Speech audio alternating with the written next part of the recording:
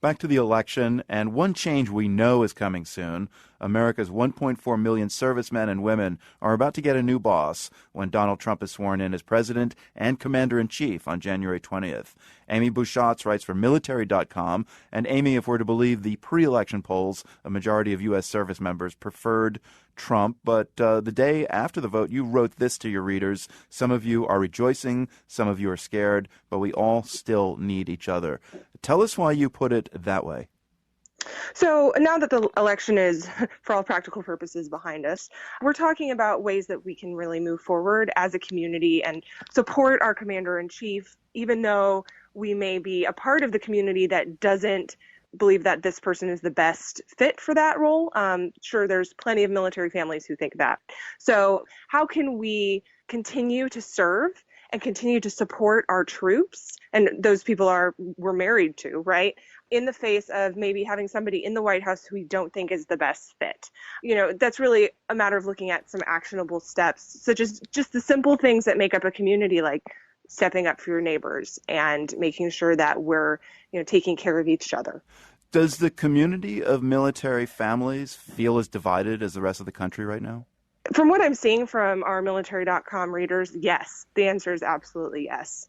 The military is a microcosm of the rest of society. And so while choosing our next commander-in-chief is deeply personal, so is voting for our next president for the rest of society for a variety of different reasons. And when I say military families, obviously I'm talking about U.S. military families on bases all over the world. Are you getting feedback from all over the world?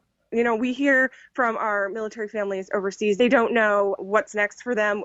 Anytime we switch commander-in-chief, there's a little bit of uncertainty there. What will benefits look like? What will paychecks look like? The commander-in-chief, the president, sets a lot of the policy, all of the policy that has to do with the military, and then Congress approves it or sets policy as well. And so there's always a lot of uncertainty about what that policy will look like. And because this particular election was so divisive, that uncertainty is higher. Yeah, and it's not just Washington policy regarding military families. It's also about Washington rethinking the U.S. commitment to NATO and traditional allies like Japan.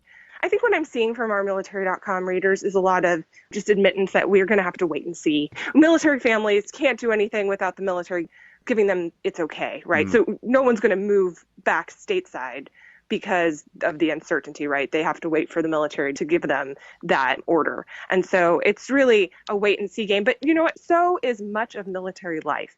We are always waiting and seeing for the next order or waiting for the next move or the next deployment or the next homecoming. And so this just sort of adds an extra level of stress to that, I think. So as the Trump administration gets organized, aside from waiting, what will you be looking out for, Amy, on behalf of your readers? Well, we're certainly looking out to see who becomes the next Secretary of Defense. That's a major sticking point, obviously. The Trump administration's statements or his statements about gay and lesbian service members are inconsistent, I would say. And so our gay and lesbian service members who only recently had the permission to serve openly and to have their families be a part of the military community are really looking at what's going to happen very closely. And many of them are afraid that they're not going to be allowed to serve anymore, that they're going to have to get out. And so I think we'll see a lot more of that sort of uncertainty and questions and, I hate to say it again, but waiting. Amy Buschatz is Senior Content Editor for Spouse and Family at military.com. Thanks very much. Thank you so much for having me.